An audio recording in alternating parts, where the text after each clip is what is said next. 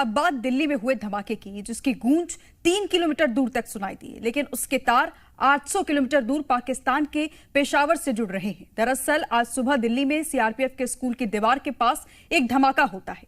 छुट्टी की वजह से कैजुअलिटी तो नहीं होती है, लेकिन सवाल यह है कि अगर किसी की जान नहीं लेनी थी तो आखिर इस हमले का मकसद क्या था? क्या ये धमाका किसी बड़ी साजिश का ट्रायल था, जैसे 2014 में पेशावर में आर्मी स्कूल में हुआ था?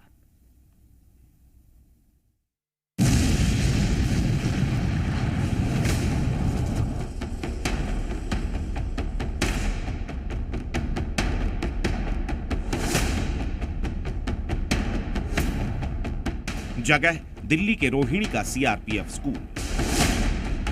दिन रविवार, समय सुबह 7:47।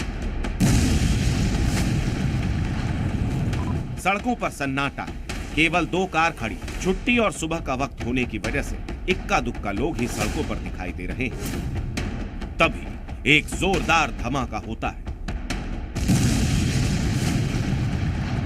सीसीटीवी कैमरे में कैद तस्वीरों में धमाके के बाद जबरदस्त हलचल दिखाई देती है।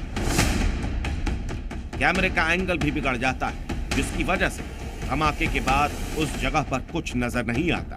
इस धमाके से कई सवाल खड़े हो रहे हैं, लेकिन सबसे बड़ा सवाल है धमाके की टाइमिंग को लेकर। छुट्टी के वक्त ब्लास्ट का क्या मकसद है? इस धमाके के बाद का एक वीडियो और सामने आया है, जिसमें धमाके वाली जगह धुएं का गुबार उठता दिखाई दे रहा है। इन तस्वीरों को देखकर समझा जा सकता है कि धमाका कितना बड़ा था। जिस वक्त ये धमाका हुआ, स्कूल की छुट्टी थी।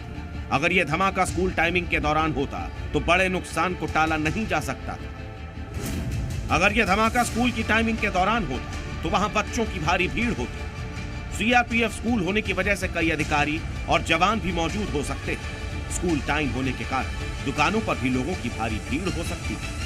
वहीं से अगर 30 से 40 मीटर की दूरी पर आप ये देख सकते हैं, जो दुकानें हैं उनके बोर्ड लगे हुए थे, जो ऊपर इमारतें हैं उनके जो शीशे लगे हुए थे वो भी पूरी तरीके से टूट गए हैं। यानी कि ब्लास्ट की इंटेंसिटी का अंदाज़ा आप लगा सकते हैं कि ब्लास्ट कितना ज़बरदस्त रहा होगा।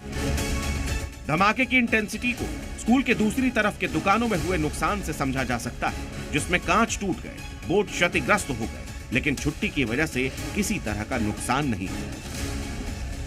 अब पहला बड़ा सवाल है कि अगर मकसद नुकसान नहीं पहुंचाना था तो धमाका किया क्यों? दूसरा बड़ा सवाल, क्या इस छोटे धमाके के जरिए कोई बड़ा संदेश देने की कोशिश की गई? तीसरा बड़ा सवाल है, क्या यह छोटा ब्लास्ट किसी बड़े धमाके का ट्रायल था? स्थानीय लोगों का दावा है कि स्कूल से 3 किलोमीटर की दूरी तक धमाके की आवाज सुनाई। 50 से 100 मीटर दूर के दुकानों के अंदर भी भारी नुकसान हुआ। इस धमाके की जांच के लिए एनएसजी की टीम फौरन मौके पर पहुंची। होम मिनिस्ट्री ने भी इस मामले में जल्द एक रिपोर्ट सौंपने का निर्देश दिया है। मौके से फॉरेंसिक सबूत और धमाके में इस्तेमाल हुए विस्फोटकों की जानकारी इकट्ठा की जा रही है। यहाँ पे बहुत बड़ा गुब्बार था, धुएं का बहुत ऊंचा था, आग नहीं थी और सब यहाँ पे चलती गाड़ी के भी शीशे टूटे हैं, 1-2 गाड़ियों के। 3 किलोमीटर से ज्यादा की डिस्टेंस रही है इसकी, और मतलब हैवी ब्लास्ट हुआ है, मतलब बहुत ज्यादा तेज आवाज आई है। सारी की सारी दुकानों के जितने बोर्ड्स वगैरह तक हैं वो तब सारे के सारे अंदर तक सारा सामान भी सारा हिल गया है शॉप्स के अंदर। हालांकि इस ब्लास्ट की पूरी सच्चाई सामने आने में वक्त लगेगा, लेकिन त्योहारों के सीजन के दौरान और खासतौर पर दिवाली से ठीक पहले राजधानी में इस धमाके ने सुरक्षा एजेंसियों और दिल्ली पुलिस के लिए बड़ी चुनौती खड़ी कर दी है। सबसे पहले जी न्यूज़ ने ही ये बताया था कि जहाँ पे ये ब्लास्ट हुआ था उसके पास दीवार से और जो पेड़ है उस पर जब एफएसएल ने जांच की तो सफ़ेद रंग का एक पाउडर मिला है, लेकिन वो पाउडर जो है किस तरीके का विस्फोटक है उसकी जांच अभी की जा रही है। एफएसएल उसकी जांच कर रही है और इसीलिए जो एनएसजी की टीम है ठीक उसी जगह पर जो है वो अपने ट्रेंड स्निफर डॉग को लेकर आई है, जो कि इस तरीके के एक्सप्लोसिव को बड़ी जल्दी डिटेक्ट कर लेते हैं।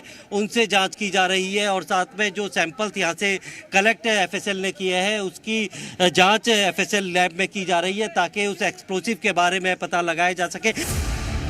चूंकि निशाने पर सीआरपीएफ का स्कूल था, इसी वजह से इस पूरे धमाके के पाकिस्तान कनेक्शन से भी इनकार नहीं किया जा सकता है, क्योंकि साल 2014 में पाकिस्तान के पेशावर में इसी तरह से एक आर्मी स्कूल को निशाना बनाया गया था, जिसमें करीब 150 मासूम बच्चों की दर्दनाक मौत हो गई थी। ऐसे में एजेंसियां इस एंगल से भी जांच कर रही हैं कि क्या इस धमाके के साजिशकर्ता दिल्ली या किसी और शहर में स्कूल को निशाना बनाने की तैयारी में तो नहीं। स्पेशल सेल के सूत्रों से हमारी बात हुई है, उनकी सबसे पहली प्रायोरिटी ये है कि जिसने यहाँ पर विस्फोटक रखा है उस तक पहुँचा जाए, क्योंकि उसकी गिरफ्तारी से पहले जो है खतरा जो है वो राजधानी दिल्ली पे मंडराता रहेगा, क्योंकि जिस तरीके का ब्लास्ट यहाँ पे किया गया है, हाई इंटेंसिटी ब्लास्ट किया गया है, और इस ब्लास्ट की वजह से गनीमत ये रही कि लोगों की जान नहीं गई, कोई इंजर्ड नहीं हुआ। लेकिन जब तक इस ब्लास्ट को करने वाला वो राजधानी दिल्ली में अगर घूमता रहेगा तो ये खतरा दिल्ली वालों के ऊपर मंडराता रहेगा। लगातार जो सेंट्रल एजेंसीज को इस तरीके के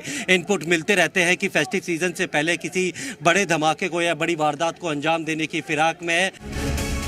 बहरहाल अब जांच एजेंसियां हर एंगल से इस मामले की जांच कर रही हैं। इस धमाके का मकसद, साजिशकर्ता और इसके पीछे की बड़ी साजिश, ये तीन वो सबसे बड़े फैक्टर हैं जिसका जवाब जल्द से जल्द सामने आना बेहद जरूरी है। प्रमोद शर्मा, जी मीडिया, दिल्ली।